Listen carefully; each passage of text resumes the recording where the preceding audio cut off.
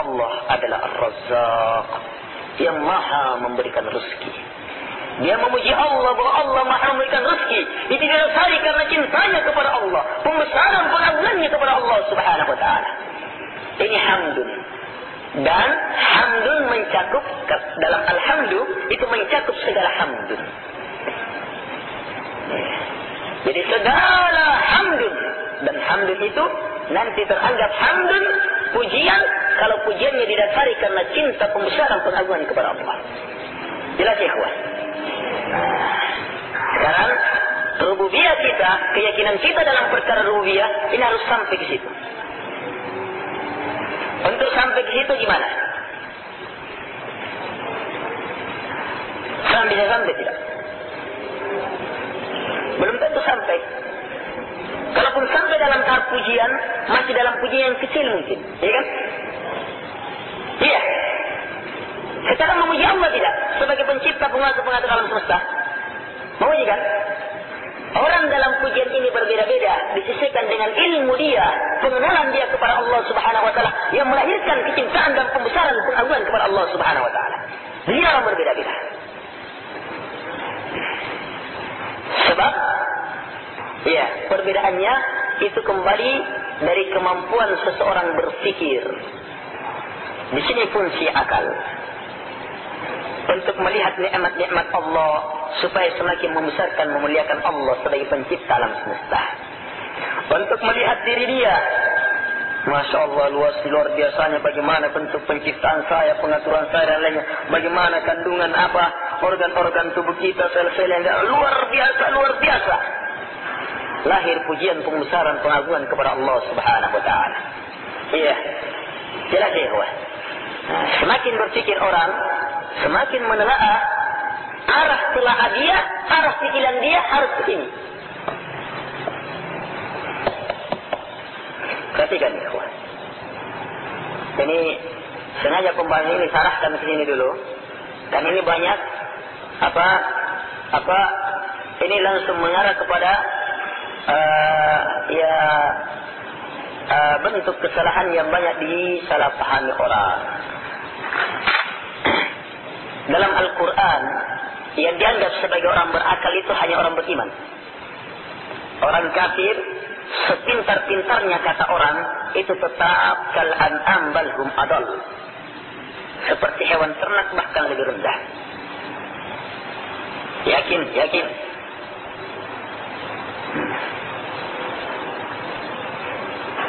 Albert Einstein. Kalau menurut saya, itu tidak lebih dari hewan ternak. Orang berakal. Orang yang bodoh sebodoh-bodoh orang. Lagi tokoh-tokoh kafir lainnya. Semuanya seperti itu hukumnya.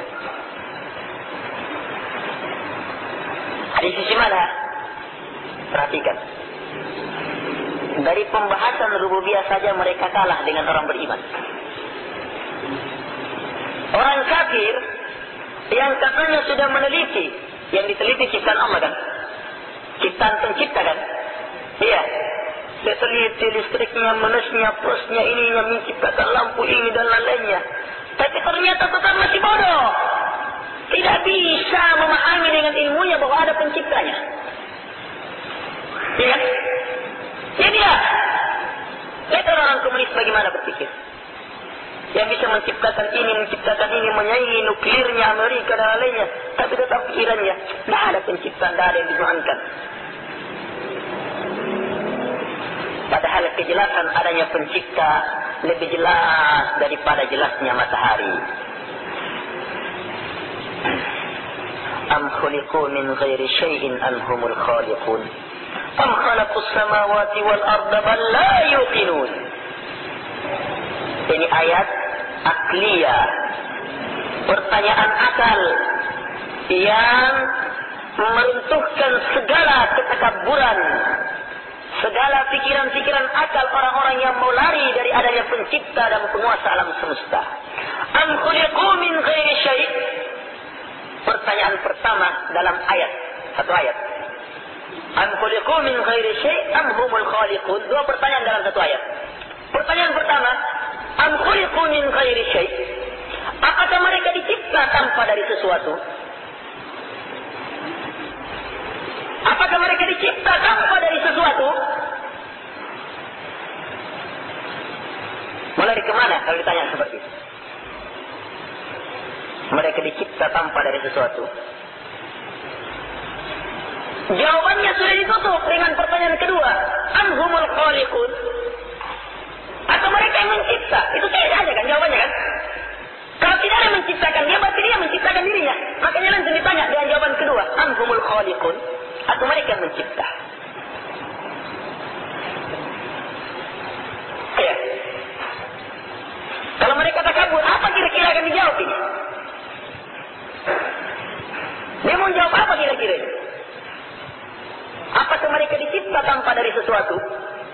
Ini saja dia tidak akan bisa mengingkari. Tidak mungkin. Iya. Tapi kalau dia takabur, saya menciptakan dirinya. Tanya, apakah kamu menciptakan sebagai pencipta? وَلَقَدْ فَتَنَّا الَّذِينَ مِنْ قَبْلِهِمْ فَلَيَعْلَمَنَّ اللَّهُ الَّذِينَ صَدَقُوا وَلَيَعْلَمَنَّ الْكَاذِبِينَ. Iya, sungguh kami telah menguji orang-orang sebelum mereka. Dan jelas Allah tahu siapa yang jujur dan siapa yang dusta. Ini target ujian. Kejujuran dan kedustaan nampak. Iya. Apa hasibtum an tadkhulul jannah? Am hasibtum an tadkhulul jannah? Walamma ya'tikum mathalul ladina min qablikum massathumul ba'sa' wad-dharra' wa zulzilu hatta yaqula ar-rasul wal ladina amanu ma'a mata nasrullah ala inna nasrallahi qarib. Apakah kalian mengira akan masuk surga padahal belum datang kepada kalian apa yang telah datang pada umat-umat sebelum kalian? Mereka terkena al-ba'sa, kemiskinan, kelaparan dan yang semisalnya. Wad-dharra', bahaya, penyakit dan berbagai macam bentuknya. Wa zulzilu, mereka digoncang dengan berbagai macam bentuk goncangan dari dalam, dari luar, keluarga, kampus, teman, digoncang mereka dalam bentuk ancaman, rasa takut, kemiskinan, ini lainnya. Wa zulzilu, digoncang karena dahsyatnya ujian ini. Hatta yaqula ar-rasul wal ladina amanu, sampai para rasul itu dan orang-orang yang beriman bersamanya mengatakan, mata nasrullah, kapan pertolongan Allah? Bukan karena ragu, mereka yakin betul akan pertolongan Allah, tapi karena dahsyatnya goncangan mereka sampai menganggap kenapa terlambat pertolongan Allah. Tapi sunnatullah, kapan goncangan semakin dahsyat, maka disitulah tanda bahwa dekatnya pertolongan Allah. Allah jawab, ala inna nasrallahi qarib, ketahuilah sungguh pertolongan Allah sudah sangat dekat. Ada yang digoncang dalam keimanannya. Apa? Bagaimana jemaah dalam proses penghambaan kepada Allah Subhanahu wa taala? Jangan-jangan goncangan yang kita hadapi sekarang ini karena kemaksiatan yang kita lakukan. Iya. Karena bid'ah yang kita lakukan. Iya. Karena hanya semata-mata memperjuangkan dunia, pangkat, kedudukan dan jabatan. Adapun karena amanna, saya telah beriman, ya belum turun. Belum turunnya itu bukan karena dibiarkan, karena mungkin ya belum perlu diuji. Apa yang mau diuji? Keimanan saja dia tidak tahu jalannya.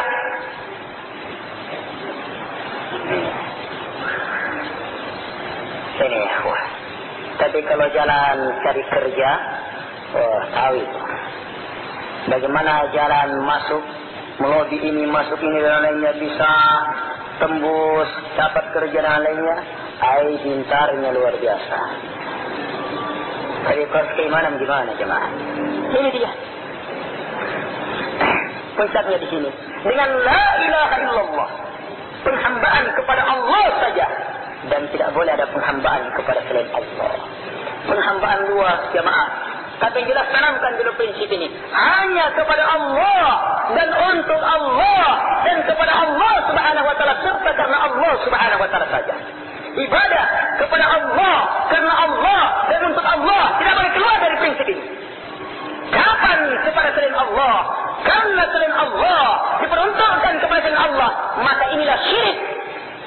Tauhid lawannya syirik. Syirik itu menghapuskan semua amalan. Seorang semakin mantap tauhidnya, penghambaannya kepada Allah, kemudian semakin paham terhadap syirik, maka dia pasti yang paling takut. Ya. Rumus dalam matematika, rumus kaidah, dan dengannya kita bisa mengukur diri kita. Kalau orang semakin mantap penghambaannya, tauhidnya kepada Allah, betul-betul penghambaannya hanya kepada Allah, kerendahan ketundukannya hanya kepada Allah, yang didasari karena cinta pembesaran dan pengagungannya kepada Allah, sesuai dengan tuntunan Quran dan Sunnah. Kalau mantap betul ini, dan betul-betul dia jauh dari berbagai macam bentuk penghambaan kepada selain Allah, pasti dia yang paling jauh dari syirik, pasti dia yang paling takut dari syirik. Bahkan kapan orang semakin jauh dari syirik, dia pasti semakin takut dari syirik. Kalau tidak, itu santai saja. Iya, tenang. Ada dalilnya. Kita kenal Nabi Ibrahim tidak? Tidak usah diungkap bagaimana Nabi Ibrahim dalam tauhid dan syirik. Imamul Hunafa, imamnya orang-orang Hanif, yang betul-betul mantap sempurna tauhidnya dan jauh betul dari kesyirikan. Bahkan dalam Quran Allah wahyukan kepada Rasulullah Muhammad SAW, "Anittabi' millata Ibrahim hanifa," agar supaya engkau ya Rasulullah mengikuti millahnya Nabi Ibrahim yang hanifah, itu yang lurus. Lurus. Tauhid betul, jauh dari kesyirikan. Nabi Ibrahim dijamin mantap betul penghambaannya kepada Allah, perjuangannya terhadap tauhid betul-betul, paham terhadap syirik, jauh betul dari kesyirikan. Tapi tidak ada yang mengelakkan takutnya Nabi Ibrahim dari syirik. Ketakutan Nabi Ibrahim bukan hanya diungkap dalam bentuk lari dari kesyirikan, menghancurkan sumber-sumber kesyirikan, mengentaskan kesyirikan, menanamkan tauhid, bukan hanya dalam bentuk ini. Iya. Bahkan dalam bentuk yang sedalam-dalamnya sudah doa minta terus kepada Allah Subhanahu wa taala agar supaya dijauhkan dari kesyirikan. Iya, jauh dengan sejauh-jauhnya. Nabi Ibrahim mempunyai doa dalam Al-Qur'an, "Wajnubni wa baniya an na'budal asnam." Wajnubni, jauhkanlah saya ya Allah. Wajnubni ini kata jauhkanlah saya dengan sejauh-jauhnya dan tidak ketemu. Bukan sekedar dijauhkan, tapi memungkinkan ketemu. Tidak. Jauhkan sejauh-jauhnya, tidak ketemu lagi. Takutnya Nabi Ibrahim terhadap syirik. Tidak hanya sampai di sini, terhadap anak-anaknya lagi. Wabaniyah, terhadap turunannya. Dan turunan-turunanku, ya Allah, jauhkan juga. Luar biasa takutnya. Dari apa? An-na'budal asnam. Dari kami menyembah berhala. Dari penyembahan terhadap berhala, jauhkan ya Allah. Tapi kalau orang merasa aman, iya, merasa aman, tidak. Saya sudah bebas, saya sudah ini dan lain-lainnya. Maka mereka yang merasa aman, dengarkan firman Allah Subhanahu wa taala, "Afa aminu makrallah, fala ya'manu makrallah illa al-qaumul khasirun." Apakah mereka merasa aman dari makar Allah? Sungguh tidak ada yang merasa aman dari makar Allah kecuali orang yang pasti merugi. Aman jemaah. Saya syirik kecil. Ya, bukan perkara besar dalam hidupnya. Politik perkara besar dalam hidupnya. Dunia perkara besar dalam hidupnya. mengenteng-entengkan perkara syirik. Apa itu dakwah syirik tauhid terus mengenteng-entengkan, sebab mereka merasa aman dari makar Allah Subhanahu wa taala. Menganggap bahwa problematika umat yang terbesar bukan perkara syirik dan tauhid. Ini kebatilan dalam agama Allah Subhanahu wa taala. Dari dulu perselisihan Rasul-Rasul Allah dengan umatnya dalam perkara ini, dan pengikut para nabi dan Rasul Allah Subhanahu wa taala dengan cara ini pula. Seandainya mereka memahami bentuk dari bentuk-bentuk syirik, maka mereka akan yakin, tahu betul bahwa luar biasa sumber dari sebuah bencana adalah syirik. Apakah mereka lupa bahwa ternyata yang dipimpin itu menjadi berhala, dari pimpinan bisa menjadi berhala, yang diikuti bisa menjadi berhala dari orang-orang yang mengikuti. Allah Subhanahu wa taala berfirman, ittakhadhu ahbarahum wa ruhbanahum arbaban min dunillah. Mereka menjadikan ulama-ulama mereka, ahli-ahli ibadah mereka sebagai tandingan rob tandingan selain Allah Subhanahu wa taala. Oh, ada ulama ahli ibadah jadikan sebagai rob tandingan selain Allah. Ada juga ternyata. Bukan hanya berhala itu, bebatuan saja. Ini jamaah sekalian. Jadi bisa dalam hubungan keorganisasian, yang dipimpin dan dipimpin bisa saling menyerahkan penghambaan. Kalau kita tidak memahami dasar penghambaan itu, jemaah. Jemaah sekalian yang sama dimuliakan oleh Allah Subhanahu wa taala. Camkan betul ini. Jangan merasa aman dari makar Allah. Dan sebaik-baik orang, sesempurna-sempurna orang betul-betul takut terhadap perkara syirik. Jemaah sekalian yang sama dimuliakan oleh Allah Subhanahu wa taala. Tauhid telah jelas bahwa inti dari tauhidullah adalah mengesahkan Allah dalam ibadah, menunggalkan Allah dalam ibadah, dan ini tidak mungkin terjadi kalau kita tidak murnikan penghambaan kita hanya kepada Allah, dan kita kosongkan sholat betul, jangan sampai penghambaan kita kembali kepada selain Allah. Ini harus jemaah mantap betul di sini. Sekarang kesempurnaannya ini bagaimana? Kesempurnaan ini dengan terus mempelajari nama-nama dan sifat-sifat Allah. Dengan terus mempelajari nama-nama dan sifat Allah. Sebab ingat, inti penghambaan kepada Allah, Pak. Cinta kepada Allah kan? Takut kepada Allah kan? Mengharap kepada Allah. Karena cintanya kepada Allah, takut terhadap ancaman Allah, karena mengharap apa yang Allah Subhanahu wa taala janjikan, negeri akhirat, surga. Dan ini semuanya tidak akan mantap kalau kita tidak mengenal Allah Subhanahu wa taala. Semakin kita kenal Allah, semakin kita cinta. Semakin kita kenal Allah, kita akan semakin takut kepada Allah. Semakin kita mengenal Allah, kita akan semakin mengharap kepada Allah Subhanahu wa taala. Kasih contoh. Sebenarnya sebelum contoh, dasar paham seperti ini sebenarnya sudah ada dalam diri semua orang yang berakal.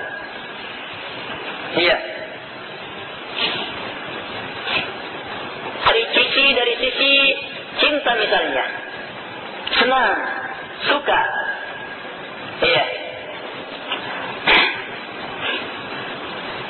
Misalnya kita mempunyai seorang tetangga baru. Tetangga baru. Dilihat dari tetangga baru kita ini beli rumah di samping rumah kita, rumah besar. Rumahnya besar. Lihat dari barang-barangnya saja yang datang. Wah. Kan? Wah.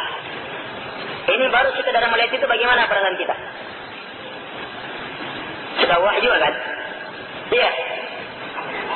Ini akan bertambah lagi. Setelah kita ziarah ke rumahnya, Masya Allah, tutur katanya, kita kenal sifatnya lagi. Orang yang baik, tidak sombong ternyata. Bertambah tidak?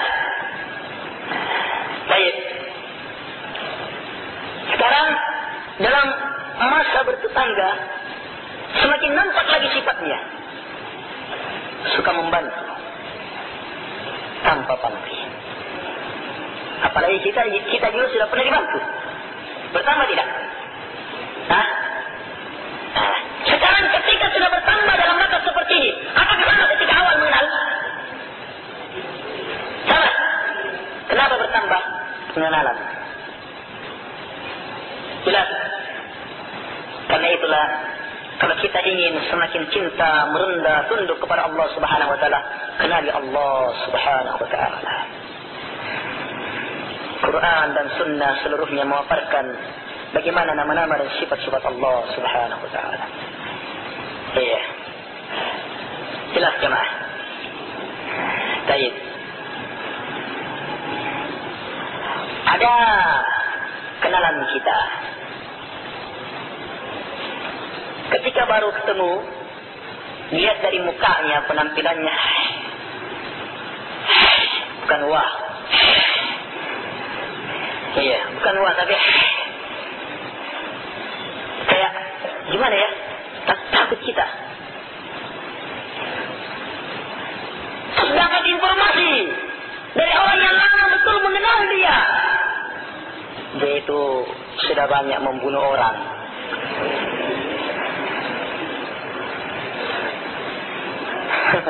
Gimana? Kayaknya itu tambah apa itu? Bukan kayak lagi tuh. Ya tidak? Ini bertambah dengan pengetahuan. Lari menghindar dari bahaya. Ini ikhwan. Demikian pula harapan dan lain-lainnya. Yang jelas ini dipahami oleh semua orang berakal. Saya kasih contoh langsung dengan nama-nama dan sifat Allah. Allah Subhanahu wa taala mempunyai nama As-Sami'. Apa artinya? Maha mendengar. Kita mengenal Allah Maha mendengar. Dalam beriman terhadap nama-nama Allah yang Maha mendengar, yang kita tetapkan secara garis besar ada 3. Kita tetapkan nama, kita tetapkan sifat, dan kita tetapkan keharusan. As-Sami' contohnya. Oh, Allah mempunyai nama As-Sami'. Kita tetapkan Allah mempunyai nama As-Sami'. Apa artinya? Maha mendengar. Kalau Maha mendengar pasti mendengar semuanya. Ya. Kita tetapkan Allah Subhanahu wa taala Maha mendengar. Mendengar semuanya. Sekarang keharusannya apa? Kalau Allah Maha mendengar, pasti mendengarkan apa yang saya ungkap tadi.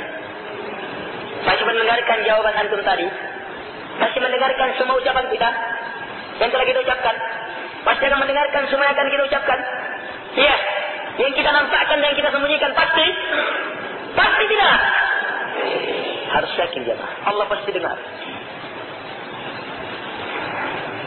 Hanya jawaban pasti belum tentu yakin. Iya.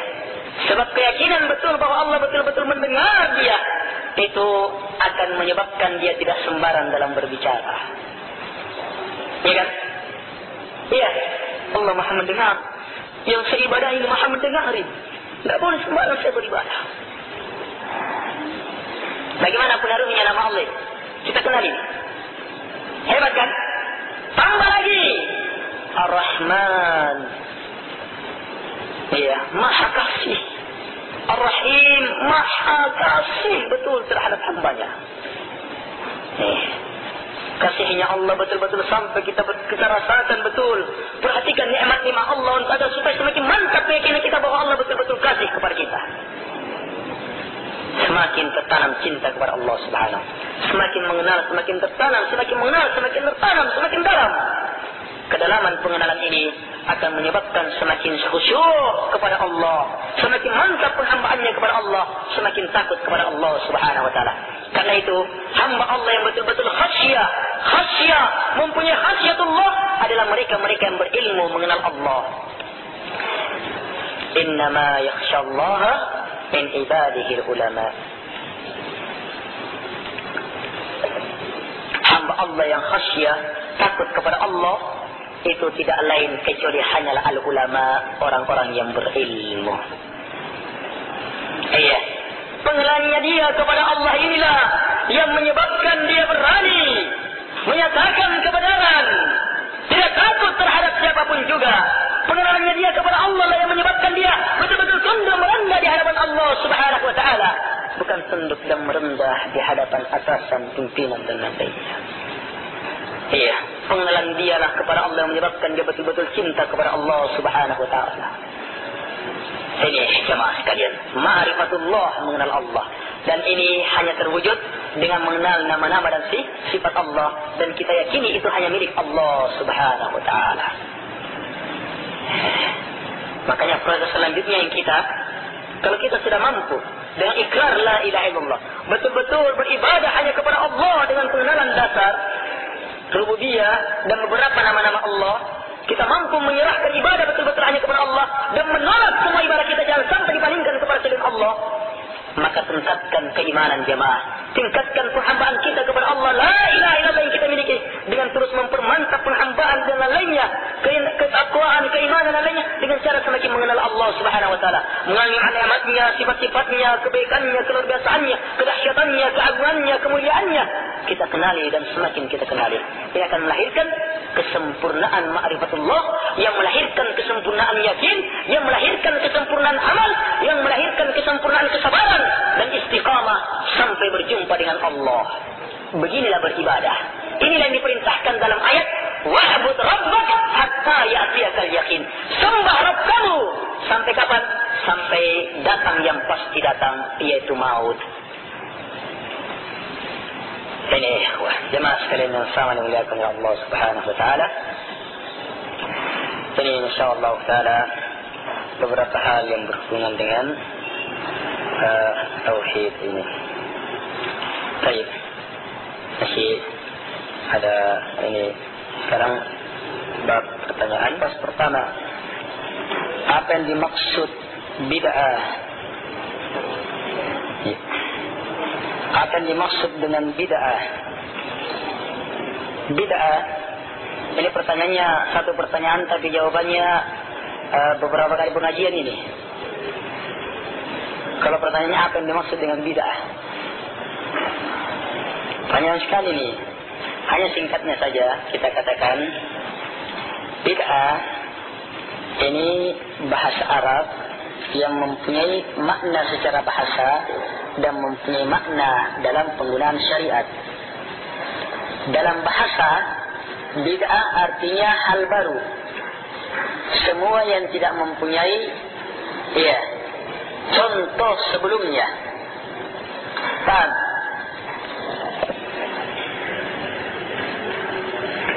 Kue begini dulu ada tidak? Nah, dulu ada yang begini.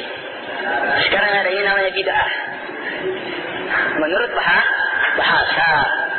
Mobil ada dulu? Hah? Ada. Kalau begitu bid'ah. Menurut bahasa, dalam bahasa Arab, bahasa itu bid'ah namanya. Iya. Hanya bid'ah menurut bahasa itu belum masuk dalam pembahasan hukum.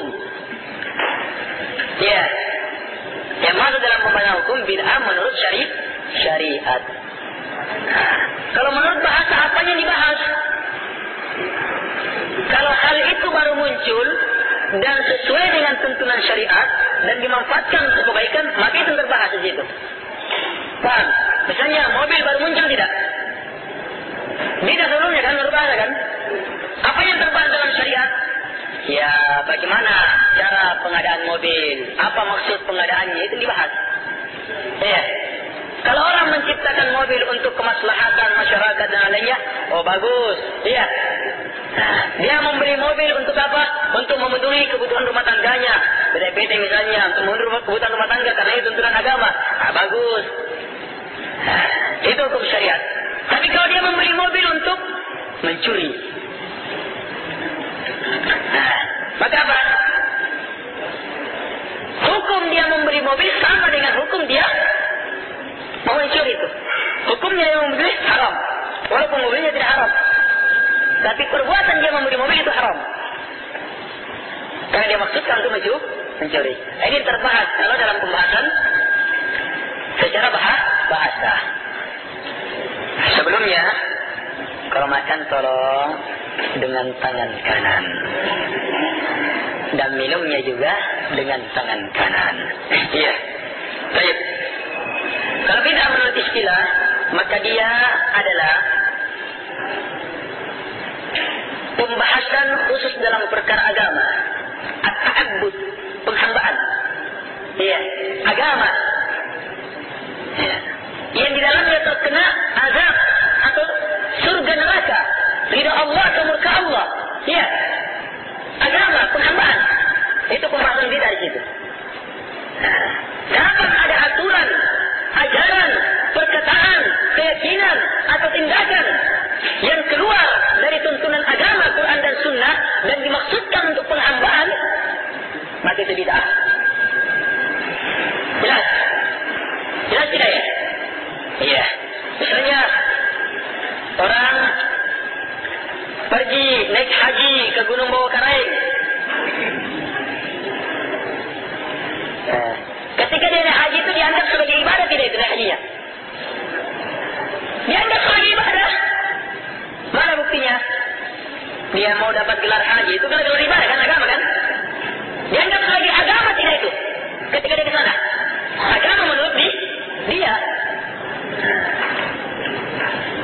Sementara tuntunannya dalam agama tidak ada. Kalau begitu bid'ah.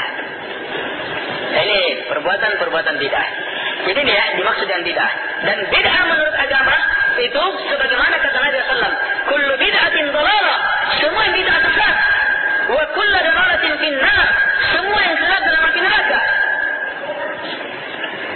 Iya, jelas ini. Ini bid'ah menurut agama. Jelas ya, kawan? Baik. Mengapa setiap muslim tidak boleh berbuat bid'ah? Karena Nabi SAW, Al-Quran melarang dan Nabi SAW melarang. Kita sebagai muslim, apa pernyataan muslim? Saya muslim menyerah kepada Allah, tunduk kepada Allah. Allah perintahkan begini, sami'na wa ta'ana. Allah larang begitu, sami'na wa ta'ana. Allah perintahkan ikut kepada sunnah, ikut kepada ajaran Allah, dan Allah larang untuk membuat aturan-aturan baru. Allah berfirman, "Qul in kuntum tuhibbunallaha fattabi'uni, yuhibbukumullahu wa yaghfir lakum dhunubakum. Wallahu ghafurur rahim." Katakanlah, jika kalian cinta kepada Allah, perhatikan, Allah berfirman, jika kalian cinta kepada Allah, maka ikuti saya. Nabi diperintahkan, ya Muhammad, katakan ini. Ya Rasulullah, katakan ini kepada umat. Jika kalian cinta kepada Allah, maka ikuti saya, kata Rasulullah. Perintah, kalau melanggar perintah bagaimana? Haram kan? Bagaimana melanggar perintah? Keluar dari tuntunan Nabi. Keluar dari tuntunan Nabi dalam agama, dalam upaya mencintai Allah, itulah bid'ah. Jelas? Baik. Rasulullah SAW juga bersabda, Man ahdatha fi amrina hadza ma laysa minhu fa huwa raddun. Sebagaimana diriwayatkan dari Imam Bukhari dan Imam Muslim dari sahabat Aisyah radhiyallahu anha, siapa saja yang melakukan perkara baru fi amrina hadza, perhatikan, dalam urusan agama kami ini. Perkara baru dalam urusan agama kami, fa huwa raddun, maka tertolak. Jadi pembahasan bid'ah dalam agama itu tidak mencakup pembahasan mobil. Iya. Oh, mobil ini dulu tidak ada, berarti bid'ah. Oh, salah, bukan itu yang dimaksud. Jelas dalam perkara agama. Dan banyak lagi ya. Kenapa singkatnya? Kenapa setiap muslim tidak boleh berbuat bid'ah? Karena bid'ah itu melanggar la ilaha illallah sebagai pernyataan tunduk kita kepada Allah, penghambaan kepada Allah. Yang kedua, melanggar syahadat yang kedua sebagai pernyataan ketundukan kita bahwa kita hanya mau beragama mengikuti Rasulullah SAW. Jelas? Baik. Bagaimana hukum tentang penjualan sperma?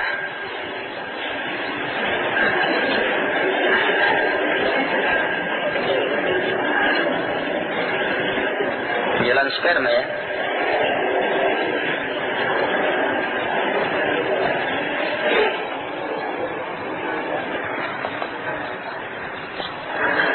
Gimana? Di luar negeri mereka ada reportasi yang menyuruh mengumpulkan laki-laki selalu dalam spermanya, nanti dijual kepada pihak-pihak tertentu, nanti mungkin membuat apalagi anak-anak yang lebih simpulkan saja masuk gitu. Mungkin sistem bayi tabung. Gitu. Ini kalau saya pribadi, hati saya tidak tenang terhadap perbuatan ini.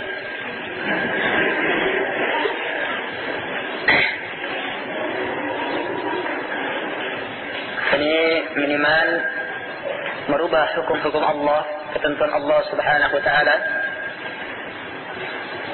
Kemudian akan menyebabkan lahirnya anak-anak yang tidak mempunyai keturunan, ya, yang tidak jelas bapaknya, ya. Ini akan menyebabkan rusak agama. Rusak agama.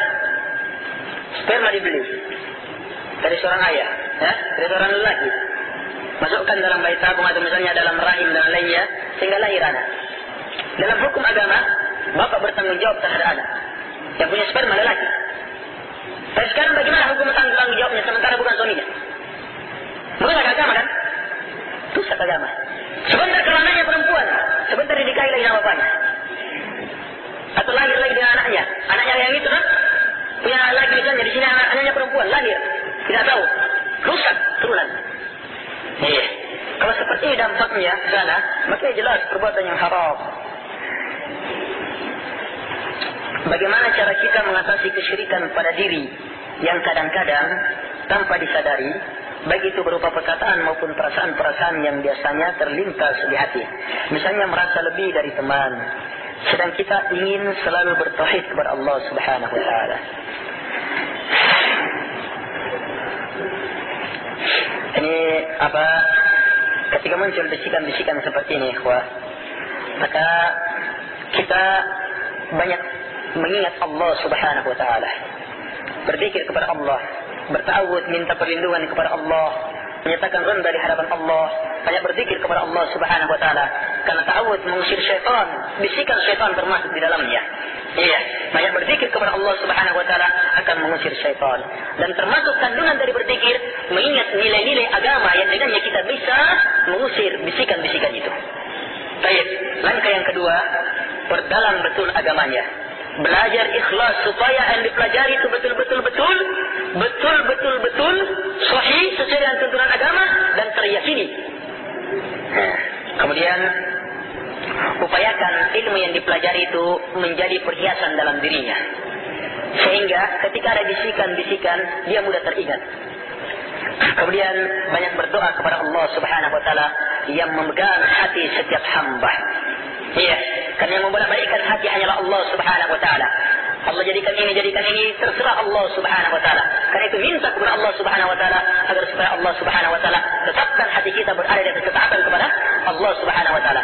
Sebagaimana doanya Nabi, Allahumma musarrifal qulub, sarrif qulubana ala ta'atik. Ya Allah yang membolak-balikkan hati, tetapkan, arahkan hati kami kepada ketaatan-Mu ya Allah. Jelas? Banyak berdoa kepada Allah Subhanahu wa taala.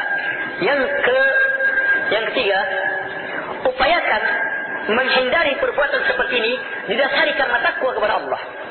Ketika ada perbuatan seperti ini, munculkan rasa takut kepada Allah Subhanahu wa taala. Saya tidak ingin terjerumus dalam kesesatan. Munculkan ini. Sehingga kita berusaha menghindarinya karena takwa kepada Allah. Dan siapa yang sudah melakukan tindakan karena takwa, maka pasti Allah akan mencukupinya. Wa man yatawakkal 'ala Allah fa huwa hasbuh. Siapa yang bertawakal kepada Allah atau wa may yattaqillah yaj'al lahu makhraja. Siapa yang bertakwa kepada Allah, maka Allah Subhanahu wa taala akan bukakan jalan.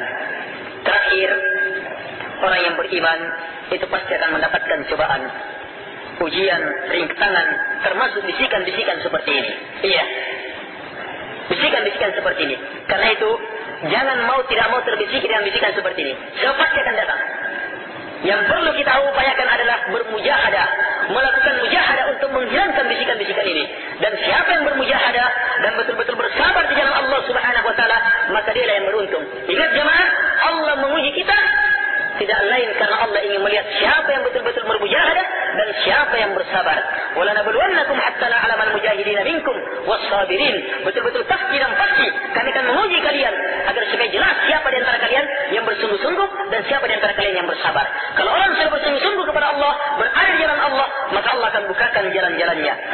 walladzina jahadu fina lanahdiyannahum subulana.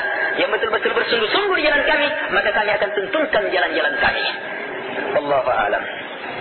Saya pernah mendengar hadis dari Rasulullah, Allah mempunyai nama 99 kurang 100 kurang 1. Barang siapa yang menghafalnya masuk surga. Bagaimana penjelasan tentang hadis tersebut? Hadis ini hadis yang sahih. Allah Subhanahu wa taala mempunyai ana lillahi 99 asman. Ya. Mi'ah illa wahidah man ahsaha dakhala al-jannah. Bahwa Allah Subhanahu wa taala mempunyai 99 nama 100 kurang 1. Siapa yang menghafalnya, ahsaha, ihsa di sini, ahsa di sini maksudnya menghafal, memahami maknanya, tahu kandungannya dan merealisasikan keharusan dari maknanya, maka pasti masuk surga. Bukan insyaallah lagi, pasti masuk surga. Pastikan. Iya. Ragu terhadap kepastian masuk surganya, diragukan keimanannya. Hanya ingat 99 dihafal, dipahami maknanya, tahu keharusannya, dan jadikan dirinya dalam keharusan itu. Seperti tadi mendengar As-Sami', dia tahu maknanya, apa makna nama As-Sami', apa kandungannya, dan dia tanamkan dalam dirinya bahwa harus tidak boleh sembarang berbicara karena Allah Maha mendengar. 99 seperti ini dipastikan masuk surga. Kenapa? Yang ini mengharuskan apa? Mengharuskan pasti beribadah tidak? Pasti sholat tidak? Pasti meninggalkan perbuatan yang haram tidak? Karena dia tahu Allah mendengar, Allah melihat, Allah mengetahui. Iya. Jelas ya? Baik. Hadis ini betul. Penjelasan lebih jauh tentang hadis ini, bahwa hadis ini tidak menunjukkan pembatasan nama Allah. Nama Allah itu kemuliaan bagi Allah Subhanahu wa taala, dan kemuliaan Allah sangat besar dan tak terbatas. Walillahil asmaul husna, dan Allah mempunyai nama-nama yang husna. Husna sangat banyak, sangat mulia, yang kemuliaannya tanpa batas.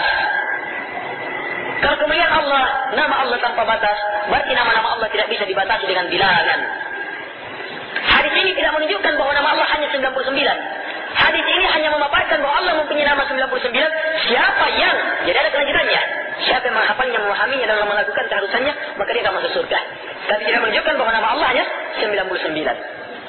Sama kalau saya mengatakan, saya mempunyai uang 100.000 untuk pembangunan masjid. Apakah uang saya hanya 100.000? Enggak. Jelas ya? Dan ini masih banyak penilaian lain yang saya sudah hafal, tapi kita mempersingkat waktu. Baik. Apa itu orang-orang musyrik? Orang-orang musyrikin adalah orang yang melakukan kesyirikan, besar atau kecil. Iya. Kalau kesyirikannya syirik besar, maka pelakunya keluar dari agama, kekal dalam api neraka. Iya. Tidak ada penolong sama sekali. Allah Subhanahu wa taala berfirman, "Innallaha la yaghfiru an innahu man yusyrik billah faqad harrama Allah 'alaihi al-jannah wa ma'wahu an-nar wa ma lidh-dhalimin min ansar." Sungguh siapa saja melakukan kesyirikan kepada Allah, maka Allah haramkan atasnya surga,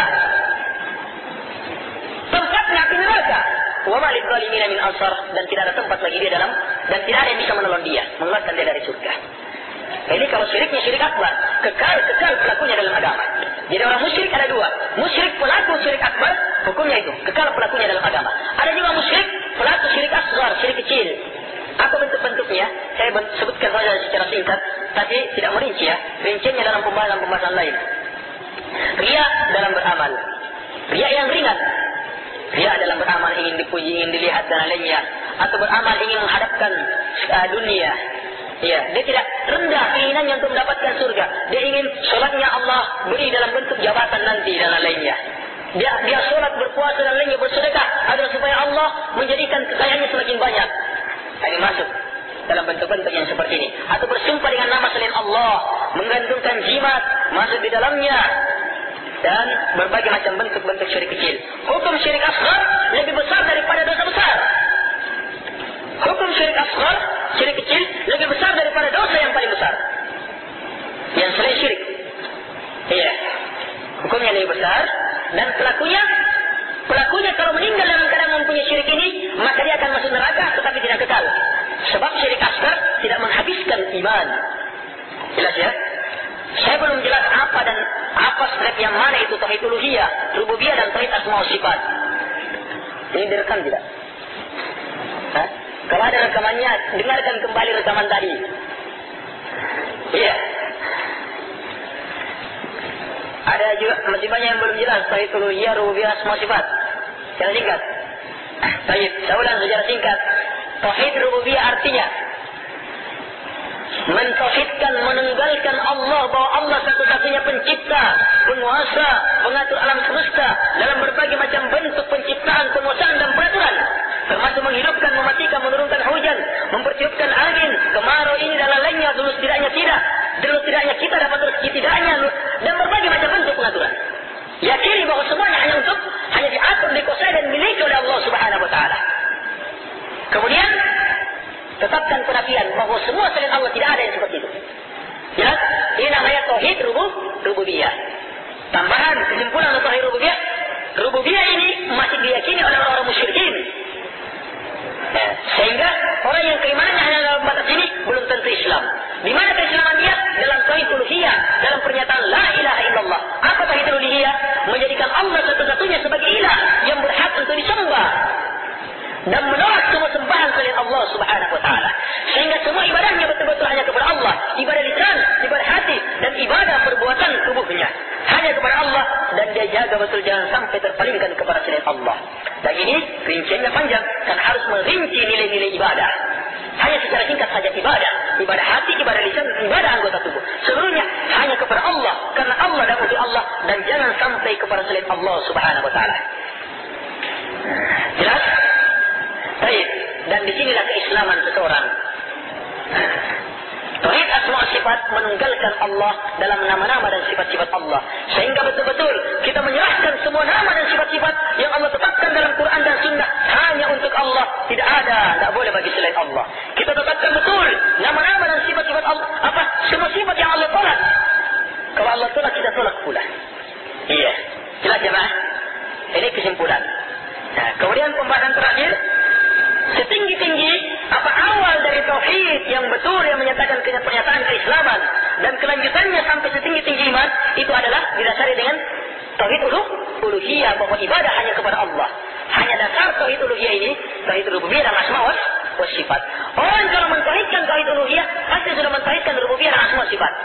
Tapi tidak semua yang mentauhidkan rububiyah dan asma sifat itu mentauhidkan Allah dalam uluhiyah. Jadi kesimpulannya, wallahu a'lam. Tadi Ustaz mengatakan bahwa makhluk yang paling mulia adalah Nabi, Rasul, dan Malaikat. Tapi dalam Al-Quran telah disebutkan bahwa makhluk yang paling mulia adalah manusia. Bagaimana batasan dari ayat ini yang menyatakan sebelumnya?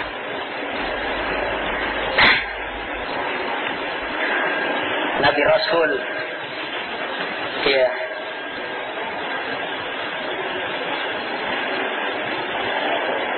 Maksud mana ayat yang mengatakan manusia adalah makhluk yang paling mulia? Dalam surat ini tuh.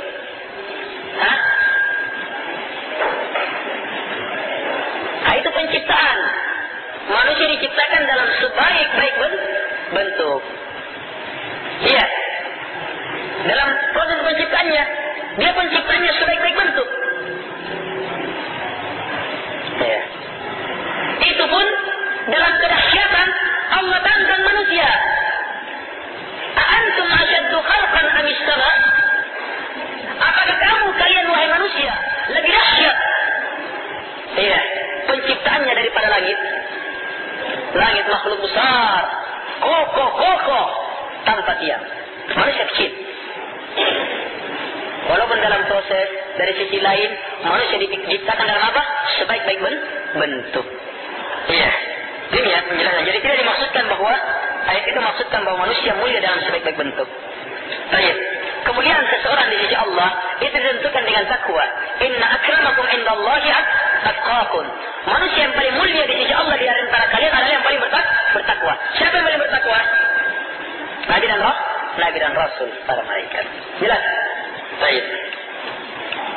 Untuk mendapatkan tauhid yang mantap, kita tentunya harus menghindari hal-hal yang dapat membawa kita kepada kesyirikan. Salah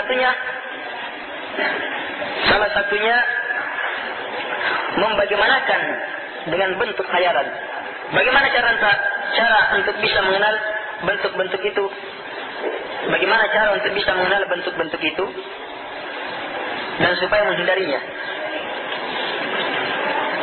Saya lihat, berikan zona-zona ya. Syaitan itu lintaskan dalam diri kita. ketika mengenal ini dan lainnya. Iya, mengenal Allah mempunyai dua tangan, mari tanamkan, dilintaskan sama syaitan. Karena sudah pernah pelajari sifat-sifat Allah itu mulia dan lainnya, dia berusaha. Sifat Allah itu begini, dilintaskan, dia berusaha hayalkan bahwa ini yang tanah yang paling mulia sudah ini. Nah seperti itu. Sekuat-kuat kita menghayal tetap tidak bisa sampai. Iya. Wala yuhituna bihi illa kata Allah. Makhluk tidak akan sampai kepada Allah ilmunya. Ilmu makhluk tidak akan sampai. Iya. Karena itu kita imani apa yang Allah Subhanahu wa taala sampaikan. Bentuk lain yang banyak terjadi dalam masyarakat. Ada ajaran seperti ini.